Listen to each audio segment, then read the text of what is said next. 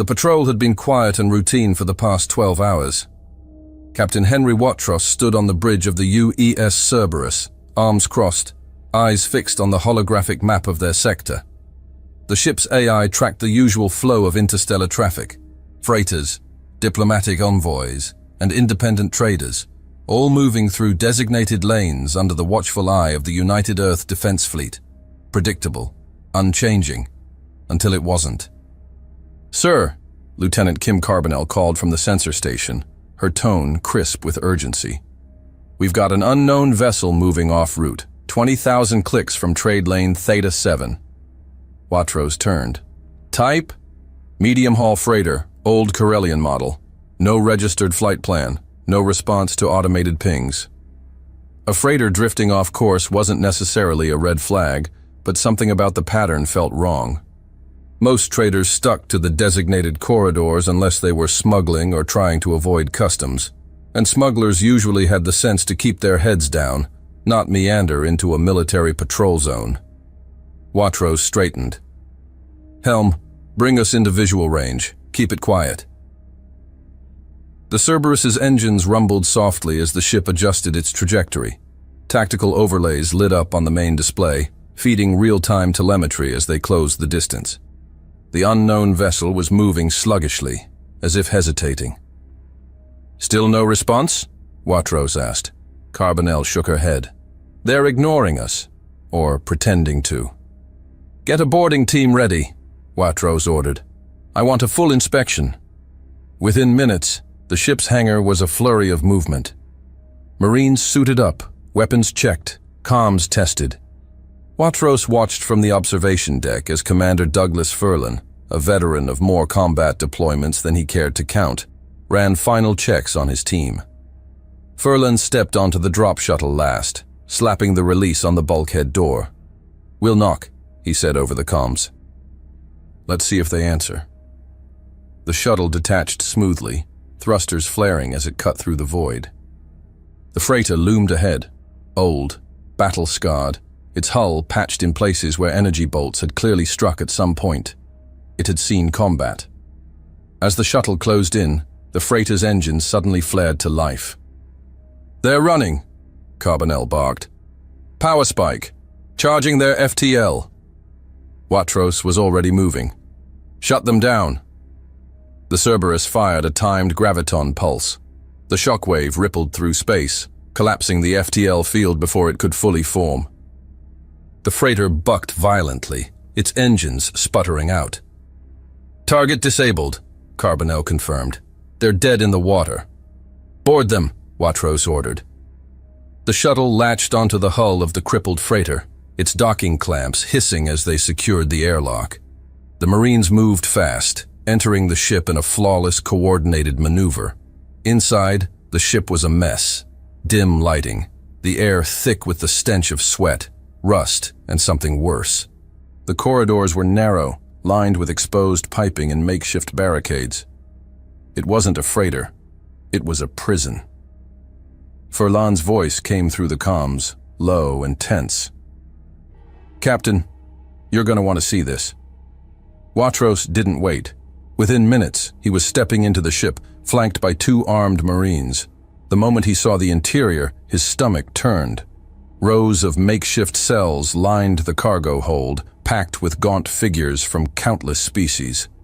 The prisoners huddled in rusted cages, the air thick with the stench of confinement. Some barely reacted as the Marines entered, too drained to react. Others flinched, their bodies instinctively recoiling. Watrous stepped deeper into the hold, his pace slowing as the full scope of the horror sank in. His stomach twisted, but he kept moving. His jaw clenched when he locked eyes with a Corellian, skeletal and trembling, its gaze pleading, yet resigned. The Corellian's translucent skin barely clung to its frame, revealing the dark veins that pulsed sluggishly beneath. 2 lidless eyes, too large for its sunken face, reflected the dim emergency lighting. Its elongated fingers, tipped with what once were sharp claws, now trembled, dulled by starvation. "How long have you been here?" Watrous asked. The alien swallowed hard, lips cracked from dehydration. "Too long." Watrous turned to Furlan. "Get these people out of here, now." The Marines moved quickly, cutting through cell locks and guiding the prisoners toward the docking bay. Some were too weak to walk. Medics were already moving to stabilize them. A deep, mechanical groan reverberated through the ship the moment the Marines breached the corridor leading to the control station. "They're sealing us in," one of the Marines snapped. Furlan didn't slow. He motioned toward Sergeant Weiss, who was already priming breaching charges. A sharp crackle erupted over the comms, alien voices barking frantic orders. Then the ship jolted. The lights flickered, replaced by the eerie red glow of emergency luminescence. "They just vented atmosphere in sections 3 and 4, Carbonell reported. "They're trying to kill us or slow us down. Either way, they're not going quietly." "Then we return the favor," Furlan growled. With a controlled detonation, the breaching charge blasted the corridor open. The Marines surged forward, weapons raised, cutting through the smoke. The first shots came from behind cover, short, desperate bursts of plasma fire. The Net's crew wasn't a military force, but they fought like cornered predators. One of the pirates lunged at a Marine, a jagged blade in hand. The soldier sidestepped, driving the butt of his rifle into the alien's skull, dropping him instantly. Another rushed toward the control panel, fingers scrambling over the console. "Stop him!" Furlan barked. Before the pirate could finish his command, a single round punched through his chest. The alien crumpled against the controls, its segmented insectoid limbs twitching as a thick, dark ichor seeped from the wound. Its second pair of smaller vestigial arms spasmed before curling inward, the last desperate reflex of a species not accustomed to dying so easily. Then, it went still. With their last line of resistance shattered, the remaining crew dropped their weapons, some pressing their hands together in desperate surrender. One, still on his knees, spat at the floor, his lips curled in a sneer, if it could even be called lips. The creature's split mandibles flexed, revealing serrated inner ridges, clicking together in a sound eerily reminiscent of grinding bone. Dark, chitinous plates ran down the length of its body, layered like crude armor, and the slits where its nose should have been flared in contempt. "You shouldn't have interfered, human." Furlan didn't respond. He just hauled the alien to his feet and shoved him toward the exit. "Captain," Carbonell's voice crackled over the comms. "You need to see this." Watrous strode to the ship's bridge. Carbonell stood over the command console, a data slate in hand. "Manifest logs," she said, handing it to him. Watrous scanned the files, his expression darkening with each line. The cargo lists, the destinations, the sheer scale of the operation. "This isn't an isolated case," he muttered. "They've been running this route for months." Carbonell nodded. "And there's more. Some of the prisoners told us they were taken from colony outposts. We're not talking about isolated kidnappings. Whole settlements have vanished." Watrous' grip tightened on the slate. Enough. He turned back to the prisoners, now being escorted into the Cerberus's hangar bay. They weren't just cargo. They were proof. "Patch me through to UED command," he ordered. "Now." The transmission went live, Admiral Lance Segal appearing on the bridge's main display. His expression hardened as Watrous relayed what they had found. "This isn't just some backwater crime ring," Watrous finished. "This is organized, coordinated, and it's happening on our watch." Segal exhaled slowly, his gaze hardening. "We need to take this to the Council." Watrous held his breath. "And if they refuse to act?"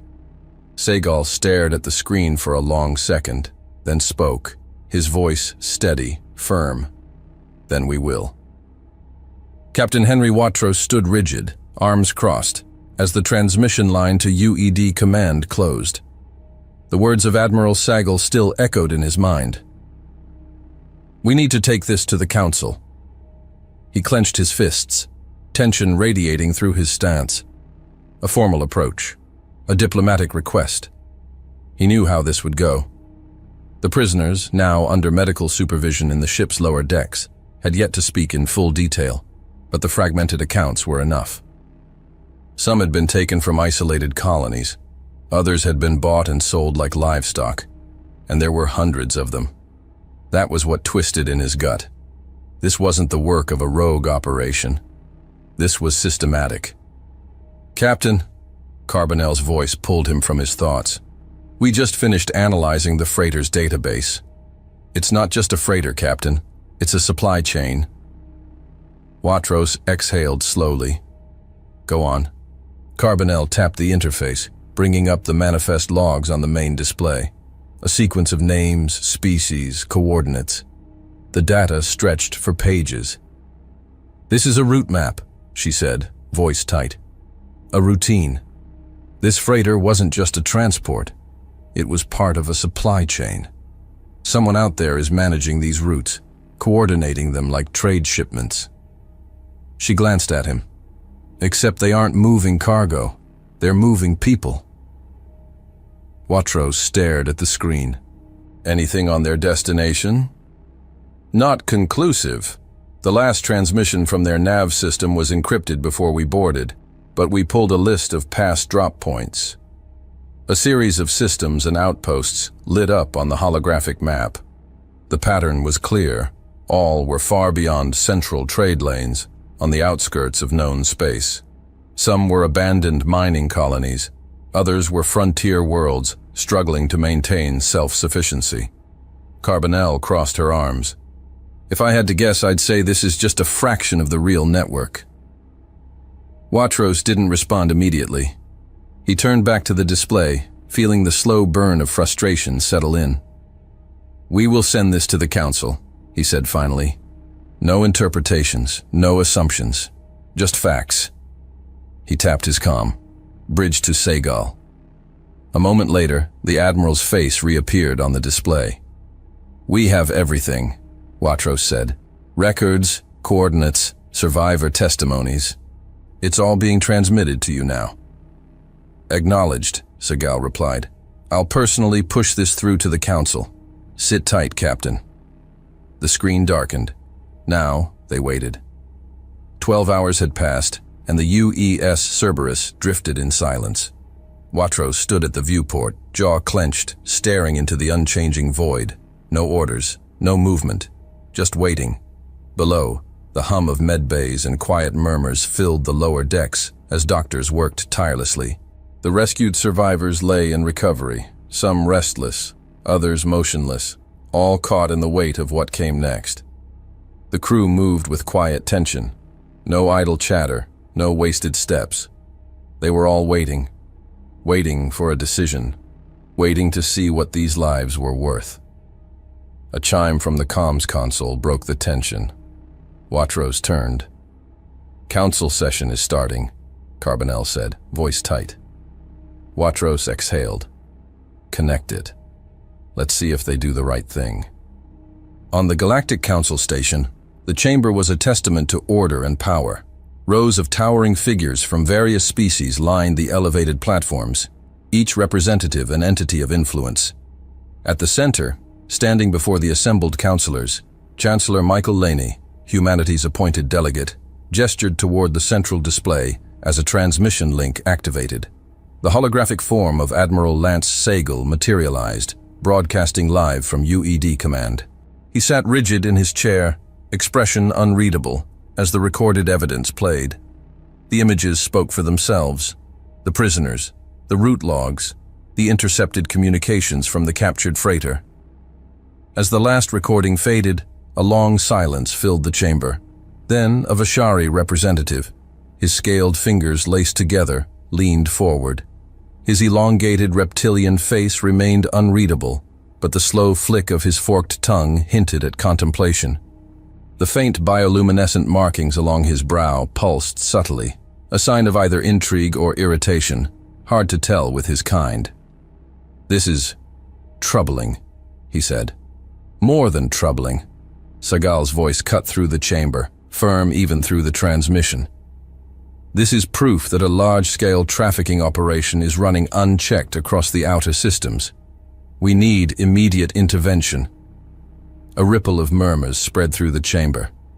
Another council member, a feline like Zalari, hissed through her sharp teeth. "Admiral, we have received similar reports before. Unverified, speculative." Seagal narrowed his eyes. And now we have verification. More silence. Finally, a deep-voiced Gavar representative leaned forward, his heavy, armor-plated form unmoving. The council will consider this matter. Seagal's expression hardened. Consider? How long? As long as necessary. Seagal forced himself to remain composed. We don't have that luxury. This operation is active. People are suffering right now. A Trenian delegate, her pale, translucent skin shifting with agitation, gestured vaguely. Admiral, with all due respect, we cannot simply deploy forces every time a localized problem arises in fringe sectors. The political ramifications alone— Localized problem? Seagal snapped. This isn't localized. This isn't speculation. It's happening right now, and you're sitting here talking about ramifications? A thin, avian-like Kasari representative clicked his beak, tilting his head.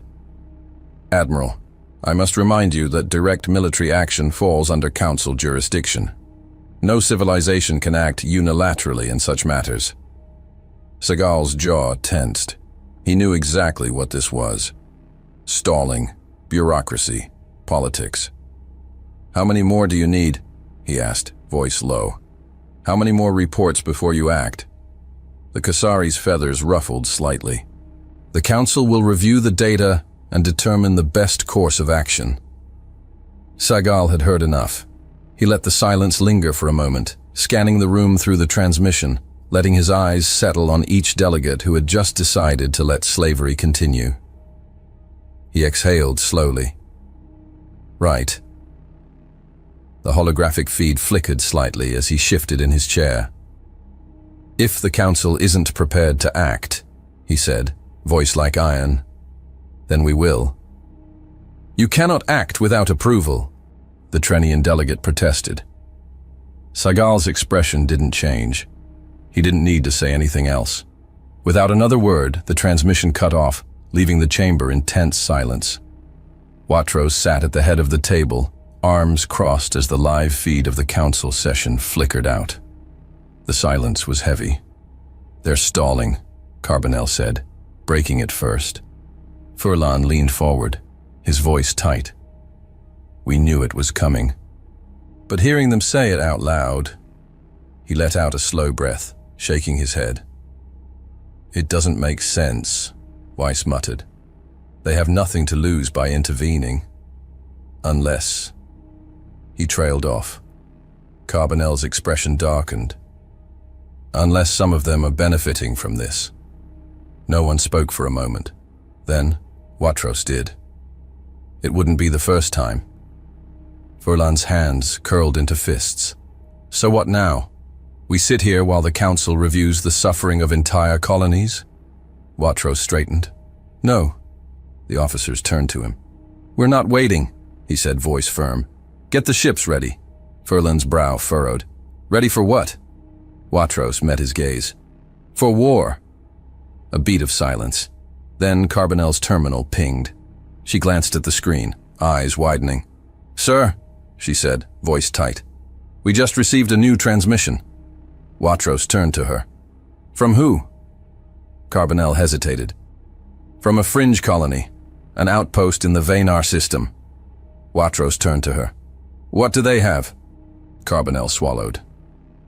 They've found human prisoners among the captured, Weiss growled. You're sure?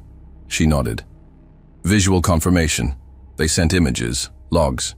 She worked quickly over the interface, pulling up the encrypted report. The holo display flickered, and then a grainy image appeared, a holding cell. Emaciated figures huddled together in the dim lighting. Among them, distinct human faces, gaunt, bruised, but unmistakably human. Weiss cursed under his breath. Furlan clenched his fists. Watros's jaw locked. How many? At least 24 identified so far. Likely more. They're being moved between colonies, same as the others. Carbonell exhaled. Sir, some of them were taken from registered UED outposts. These aren't civilians who wandered off course. These are our people. The weight of it hit like a hammer. The net wasn't just preying on alien fringe colonies. They were taking humans. Furlan broke the silence. This only confirms it. We're at war. Watros didn't hesitate. Send it to UED Command, now.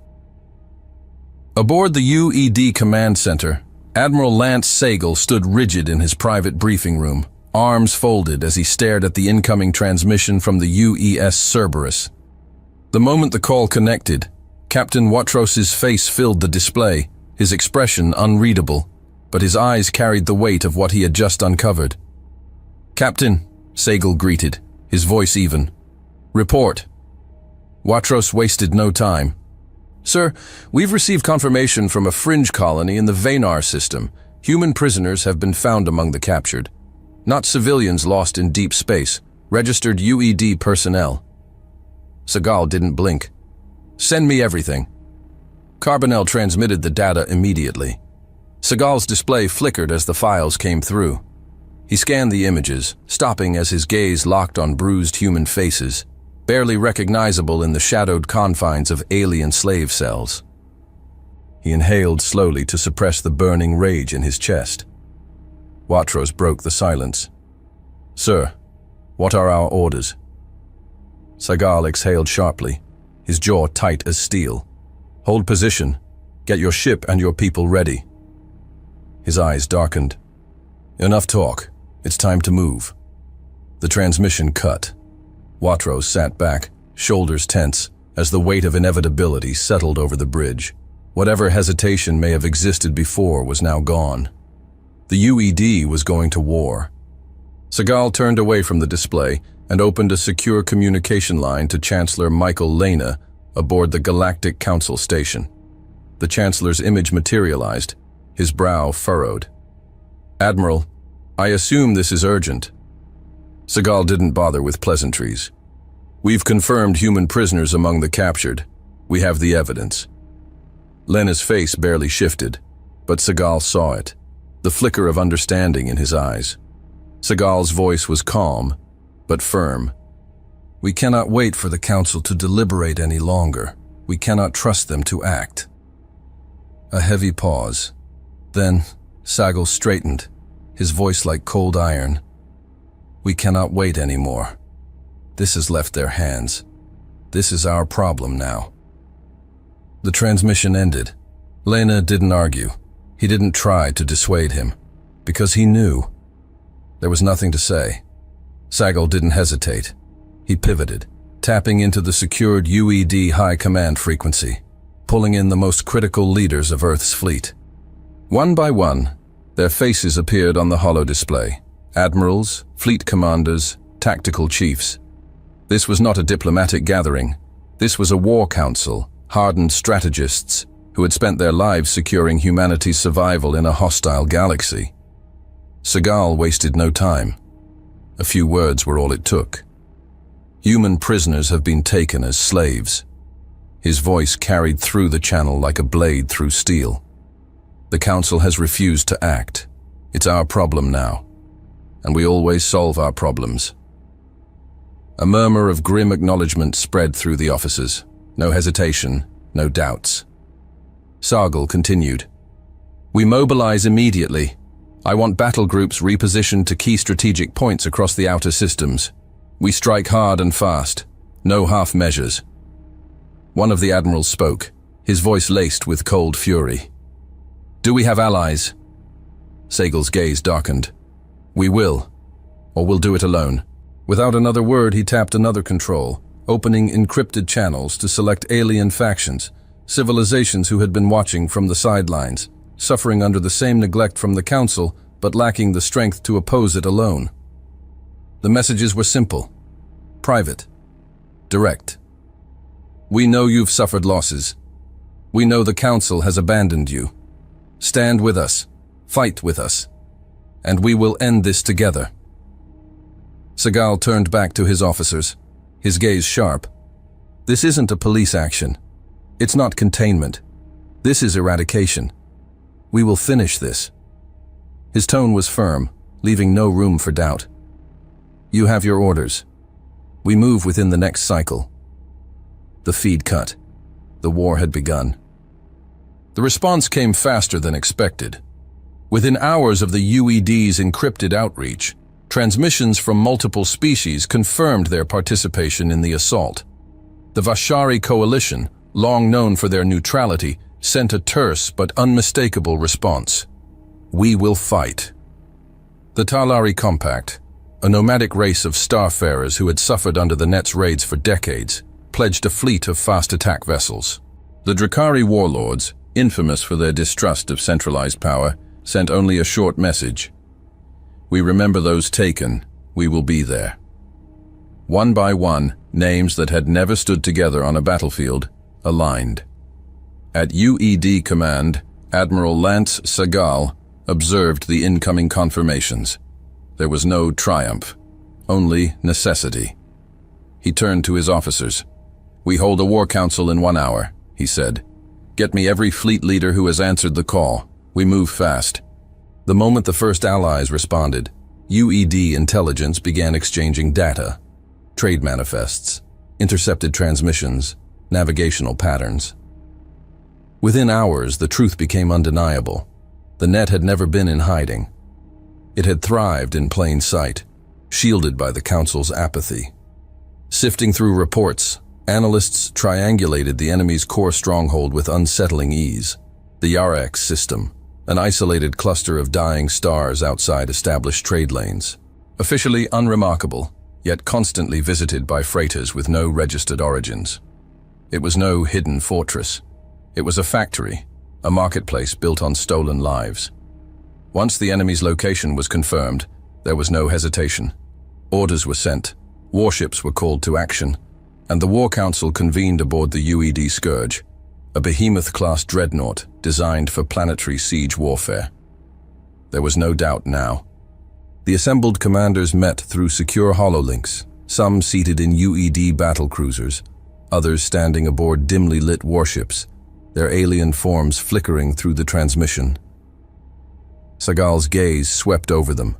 Warriors, tacticians, survivors of conflicts fought beyond the edges of human maps. This was not a place for diplomacy.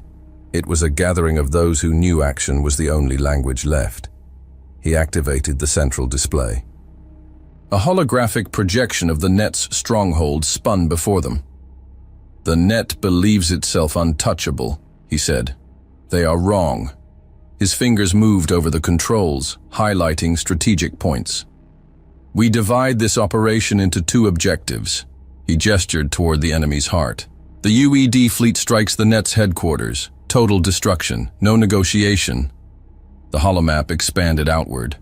Our allies will launch simultaneous strikes on the net's outposts, prison colonies, supply depots, and command relays, aiming to free all the victims. We cannot allow them to regroup or escape. Any stronghold that does not surrender immediately will be wiped from the stars.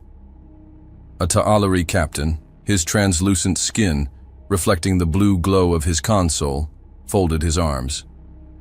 This will be a multi-system engagement. We need absolute coordination. One misstep, and they scatter. Sagal nodded. We don't have the luxury of perfection. We move fast, we hit hard, and we do not stop until the net is erased. A murmur of agreement spread across the comms. A Drakari warlord, his heavy, scaled form shadowed by the dim light of his warbridge, leaned forward. And the council? His deep voice rumbled through the channel. They will not let this pass unnoticed. Sagal's jaw clenched. By the time they react, we will already be committed. If they want to stop us, they'll have to decide whether they're willing to fight for slavers. The silence that followed was heavy. A Vashari admiral, her smooth-scaled face impassive, finally spoke. Then we strike at the next strategic window. Sagal's response was immediate. No, we strike now. In the heart of the Galactic Council station, an uneasy silence lingered. Power was shifting, and they all knew it. The air carried a nervous weight, the kind that came when powerful people realized they were no longer in control. A low-ranking bureaucrat, a thin-framed Vanner with violet skin and sunken eyes, whispered to his superior. "There is movement," he said, voice barely above a breath. "The humans, they're mobilizing." The Kasari delegate, the same one who had dismissed Segal's demands, stiffened. Mobilizing for what? A deep, hollow pause. The Vanner swallowed hard. War. Murmurs spread through the chamber. Some looked to one another, seeking confirmation. Others immediately turned their gazes to Chancellor Michael Lena. He sat at the central platform, composed but unmoving, his expression unreadable. The feline-like Zalari counselor narrowed her eyes at him. "Chancellor," she said, voice smooth but pointed, "I assume your government has informed you of this." Lena met her gaze evenly. "It appears I am learning of it just as you are." A scoff. "Impossible," the Gavar representative rumbled. "You cannot expect us to believe the UED has begun a military campaign without consulting its own government." Lena tilted his head slightly, his hands folding before him. "You assume the UED considers this a campaign," he said, voice measured. "Perhaps you are mistaken." The council chamber stirred uneasily. A Trenian diplomat, her translucent skin shifting in pulses of unease, leaned forward. "You knew this was coming," she accused. "You let them act." Lena's mouth curved into something that wasn't quite a smile. "I do not control the UED," he said simply, "just as you do not control the fleets of your own people." Silence. Because it was true. The council had long prided itself on governance through deliberation, on its ability to persuade rather than dictate. And now, for the first time in centuries, they had no leverage. The humans weren't asking for permission. They had already decided. The Kasari delegate drew a measured breath. "Then tell us, Chancellor," he said, feathers ruffling slightly. "Do you support this?" Lena's gaze swept over the chamber, taking in the shifting expressions, the uncertainty, the flickers of unspoken calculations. And then finally he spoke. "As a representative of humanity, I will say this." His voice was steady, resolute. "The UED does not start fights." His expression hardened. "But we end them." No one spoke after that. Back to the war room, within hours of the War Council, the largest UED fleet ever assembled outside of Seoul had begun moving toward the Yara-X system. Coordinated through secured FTL relays, battle groups repositioned across the outer colonies, assembling at pre-designated jump points. Admiral Lance Sagal had chosen to lead the attack personally aboard the UED space battleship Scourge. The fleet under his command was a hammer meant to break the net in one decisive strike. Fleets from their alien allies had also begun their own synchronized assaults, hitting supply routes, intercepting trafficker ships, and disrupting every logistical artery the net had relied on. The operation had already begun. Now, it was time to finish it. Segal's fleet reached the final approach. The Yara-X system lay ahead, its central star a dying ember, surrounded by drifting debris and a collection of moons. And there, in the distance, was their target. A massive orbital station, bristling with defense platforms and surrounded by what should have been a disorganized flotilla of scavenger ships and repurposed freighters. It should have been an easy assault. Segal stood on the Scourge's bridge, hands clasped behind his back, watching as UED warships slipped into attack formation. The first wave of fighters launched, sweeping forward to engage. Aboard the UED, Cerberus, Captain Watros's voice came over the fleet-wide comm. "Enemy response is slower than expected. They're scrambling their defenses." Sagal's brow furrowed. It was too easy. "Maintain formation," he ordered. "Prepare for primary bombard." The trap snapped shut. From the far side of Yara-X's second moon, ships burst from the shadows, dozens of them, emerging in a coordinated wave. Not salvaged freighters, not disorganized pirates, warships. Heavy cruisers, sleek interceptors, and dreadnoughts painted in the deep crimson sigil of the net. They had been waiting. The moment UED forces entered the kill zone, every hidden weapons platform came online. The system lit up with weapons fire. Energy lances tore through the formation. Kinetic rounds shredded fighter squadrons before they could react. Incoming fire! The Cerberus rocked violently as ionized flak rounds detonated mid-space, disabling shields on 3 frontline destroyers before they could even return fire. On the Scourge, Seagal's grip tightened. His eyes flicked to the tactical displays, watching as enemy formations moved with ruthless coordination. They hadn't underestimated the net. They had underestimated how far their influence reached. Someone had warned them. "All ships, evasive!" Seagal barked. The UED fleet scrambled, breaking formation, but it was too late for many. A Vanguard-class cruiser, the UED Judicator, took a direct hit to its bridge, its core detonating in a fiery explosion that sent debris scattering across the battlefield. Furlan's voice cracked over the comms. "We just lost the Judicator. We are losing ships fast." Watros gritted his teeth as the Cerberus's hull groaned under the barrage. "Sir, we are being boxed in." Seagal's eyes darkened. The net hadn't just set a trap. They had turned the entire battlefield against them. Explosions lit the void, metal torn apart as UED ships struggled to regroup. The net's warfleet pressed their advantage, their ships moving in coordinated strike patterns, severing escape routes. 5th and 6th battle groups have lost formation. "Enemy flanking from Vector 7. The bridge shook violently as the Scourge's forward shields flared under impact. Seagal braced against the holotable as displays flickered under the strain. "Full fleet-wide combat formation. Focus fire on their command ships." Missiles streaked across the void, colliding with net battleships, but their shielding was stronger than expected. They had military-grade tech. Another piece of the puzzle slotted into place. This wasn't just a crime syndicate. It was a military force. A voice cut through the chaos, a woman's voice, gritted with determination. "This is Commander Tessa Vale of the UED Valkyrie. Forward shields at 12%. We won't hold much longer." Seagal recognized the name, one of their best. "Hold your ground, Commander." His voice was firm. "Help is coming." She didn't ask how. She just kept fighting. The battle had shifted into brutal close-quarters combat. Destroyers weaved between debris, exchanging brutal broadsides, hulls ripping open to the void. The UED, Remnant, a midline battleship, took a direct hit to its lateral thrusters, sending it into an uncontrolled drift.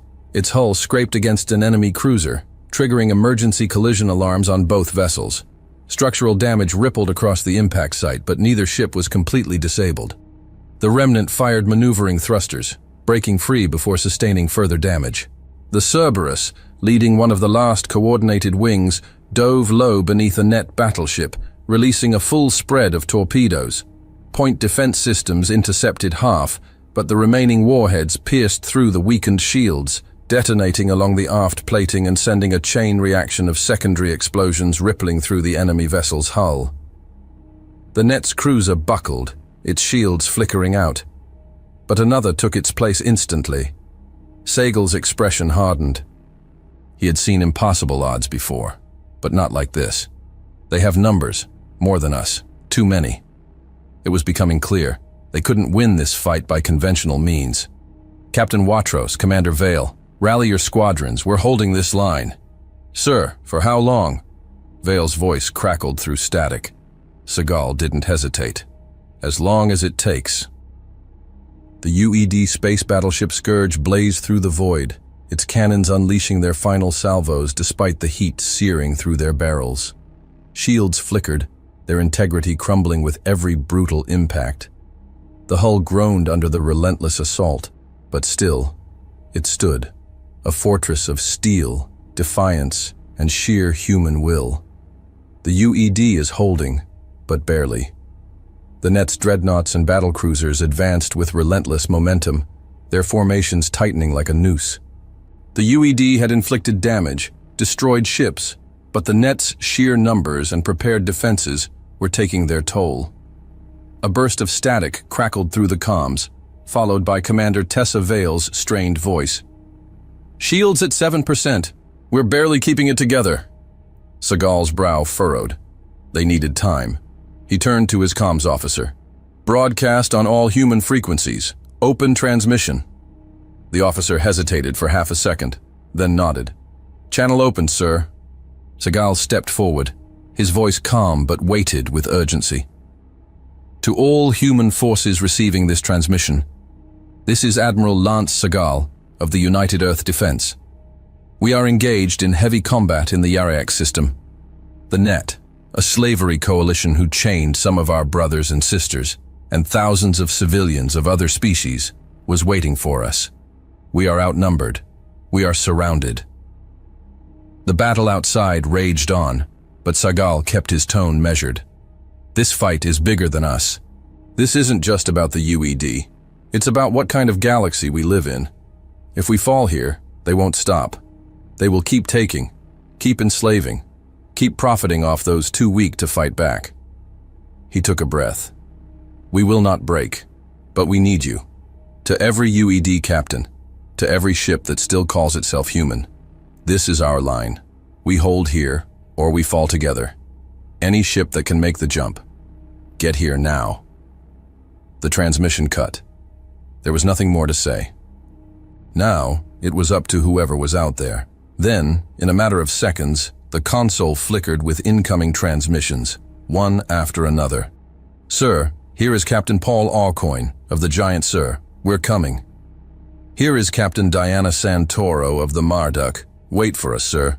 We will be there. More voices followed, one after another. The battle wasn't over. Not yet. And not the way the Net wanted. Inside the UED Cerberus, Captain Henry Watros watched the incoming firestorm rain down against their shields. The battle had become a brutal war of attrition, with the Net's fleet pressing closer every second. Carbonell turned to him, face pale but steady. Sir, we just picked up multiple FTL jumps, human signatures. They're coming. Watros didn't react. His grip tightened on the armrest. How long? Carbonell's voice was quieter this time. 30 minutes. A silence stretched through the bridge. Weiss exhaled, his voice heavy. Sir, I don't think we have 10. Watros looked around the bridge, faces coated in sweat, exhaustion setting in. He could see it in their eyes. They knew the reality of the situation. He exhaled slowly, voice calm as iron. We will hold the line. We will hold as long as it takes. We're not dying here. They are. The crew straightened. There was no hesitation. Aye, Captain. The battle raged on. Captain, their flank is shifting. Watros didn't hesitate. Redirect all railgun fire to disrupt their right wing. Across the battlefield, the UED's battered warships fought smarter, not harder. The Cerberus and its escorts weaved through the Net's formation, hitting critical subsystems instead of aiming for raw destruction. Small fighter wings broke off into unpredictable attack patterns, throwing off enemy targeting systems. Damaged UED cruisers fired missile barrages while retreating into friendly lines, forcing the Net to waste shots on already disabled ships. Aboard the Scourge, Seagal watched as their fleet refused to break, despite the overwhelming odds. It wasn't perfect, it wasn't clean, but they were stalling the enemy, making every second count. He turned to his tactical officer. Deploy decoy flares along Grid 9. Make them think we're repositioning our rear guard. Force them to adjust. Aye, sir. Then came the moment they had feared since the battle began. Sir! The Scourge's shield generators are overloading! Seagal gritted his teeth. Reroute power from non-essential systems! Already at max reroute! Shields failing! Before Seagal could respond, the forward shields collapsed. Within seconds, enemy fire ripped through the ship's armor, tearing into the lower decks. Explosions rocked the command center as the bridge flickered with emergency red lighting. Hull breach on Deck 5. We've lost sections 3A through 3D. Casualty reports incoming. Seagal caught himself against the railing, ignoring the warning klaxons. Then, FTL signatures inbound. Seagull snapped his head toward the display. For a second, the battlefield held its breath, the hum of systems, the distant crackle of laser fire, the dying flickers of shields. Then the tactical grid flickered, once, twice, and then the void erupted in blue light. Ships tore out of FTL like thunder cracking through space. First, the Osiris, then the Marduk, then dozens more. The battlefield wasn't empty anymore. The humans had arrived.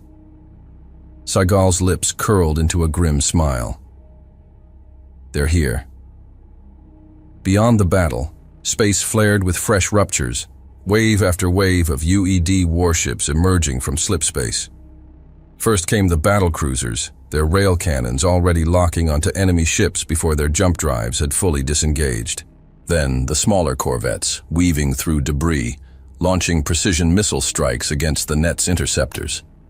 A transmission cut through the static.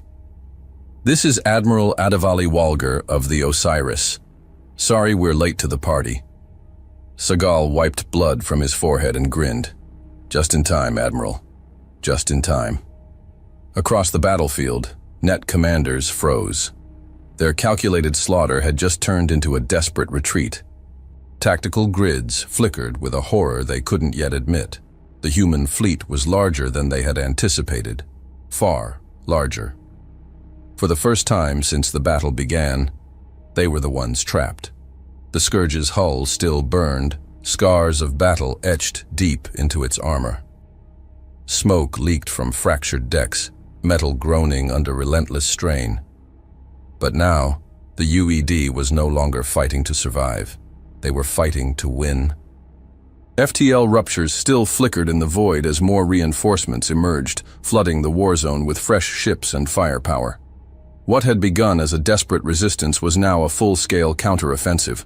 The momentum had shifted irreversibly. Seagull's tactical display was alive with movement. UED formations consolidated as the net's once coordinated assault crumbled under relentless pressure. The enemy had fought with cunning and preparation, but now they were reacting, breaking, failing. "All ships, advance. Do not let them regroup." His command cut through the fleet-wide comms like a bolt of lightning. The UED responded with precision honed through years of war. The Osiris led the charge, its forward rail batteries firing at full charge, tearing through a net battlecruiser's shields before a coordinated torpedo barrage ripped it apart in a chain reaction. The Marduk, flanking in perfect sync with the Giant, carved into enemy lines, their destroyers shattering formations with ruthless efficiency. The net's fleet was breaking. Some ships tried to hold their ground. Others attempted to flee, but there was no escape. "Sir, their fleet is fragmenting." Watros's voice came through the comms, sharp with understanding. On the net's command channel, intercepted transmissions turned frantic. Overlapping orders, voices cracking under pressure. "Hold formation! Do not break! We're being flanked! We need retreat vectors now! Now!" It didn't matter. The tide had turned. "Then push harder, Captain! We're finishing this!" On the Cerberus, Carbonell's console flickered with an incoming transmission. Watros turned to her. "Put it through." A holographic image of a Vashari commander materialized. His smooth-scaled features were impassive, but his voice carried quiet gravity. "Human commander. Our forces have taken the prison colonies. The chains are broken." Watros exhaled sharply.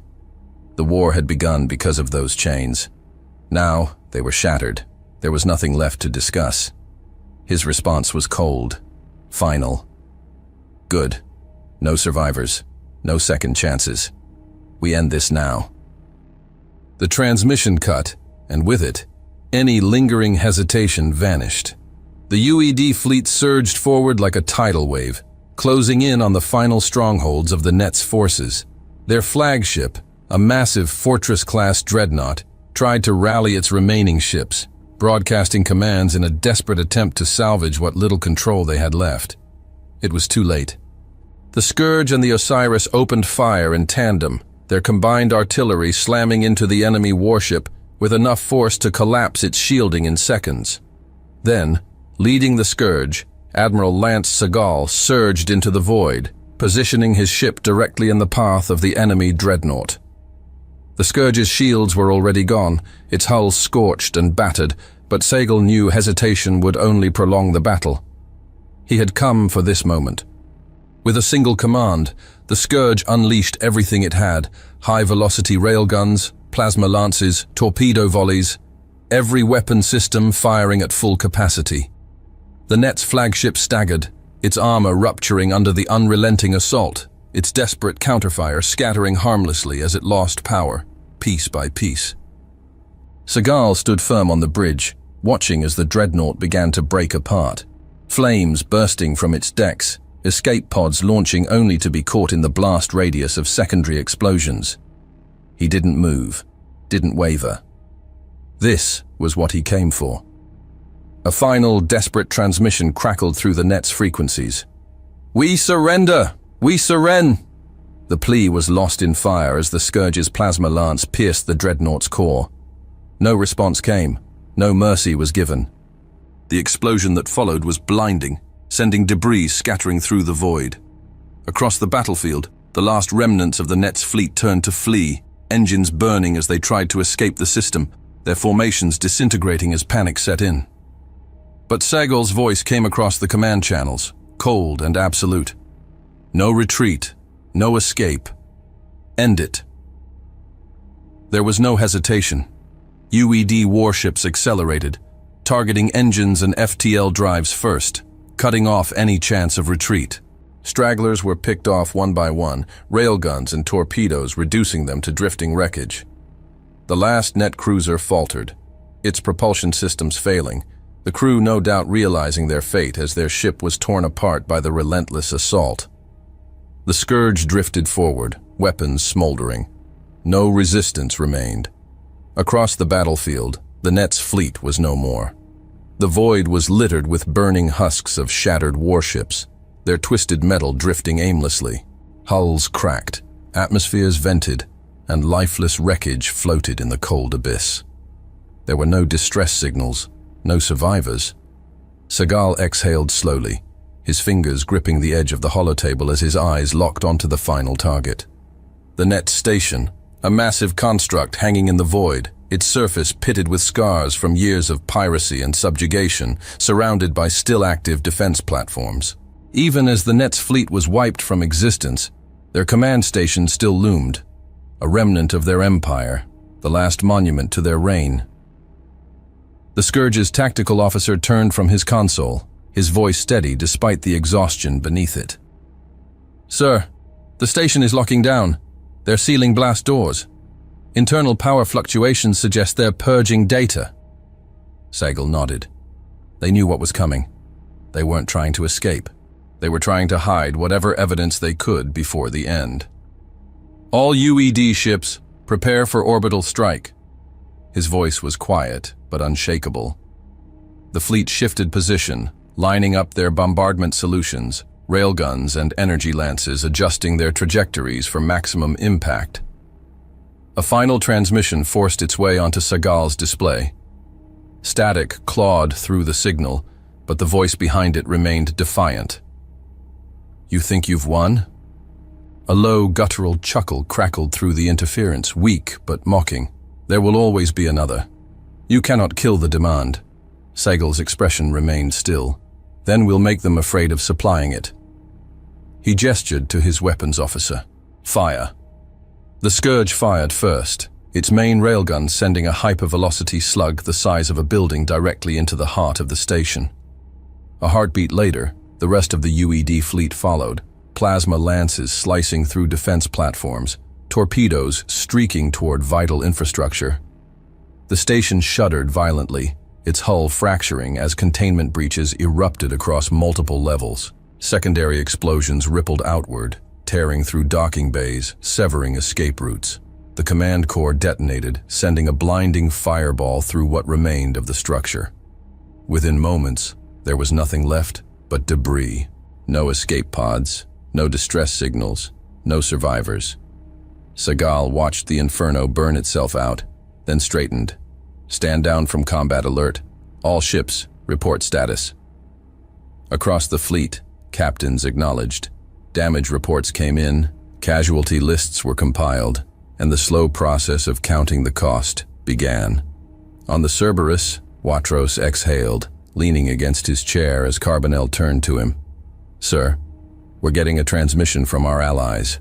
The holographic display flickered, revealing a Drakari warlord, his reptilian face unreadable, his voice rough but certain. "It is done. We will see that it never happens again." Watros nodded once. "Understood. What are your orders?" A brief silence. Then the warlord's gaze hardened. "We will finish what remains. The ones who profited from this will pay. Your fight is done, human. Ours is not." The transmission cut. Watros turned toward the viewport, watching as the last embers of the net's stronghold faded into nothingness. Aboard the Scourge, the final confirmation came through. The operation was over. The enemy had been erased. There was nothing left to do. Sagal stepped forward, standing straight despite the ache in his body. He pressed a control on the console, opening a direct line to UED command and to all ships who fought besides him. "It's over. We won." A pause. The galaxy won. He closed the channel. The UED fleet slowly turned away from the battlefield, their engines flaring one by one as they set their course for home. There were no celebrations, just silence. Hey there again. I'm glad you've come so far. Hope you enjoyed the video. Remember to hit the like button and the subscribe button. This is really important to the channel. Really important. And I have one more thing for you. I've chosen another video for you to watch. Just click the card here, or here if you want the whole playlist. See you there.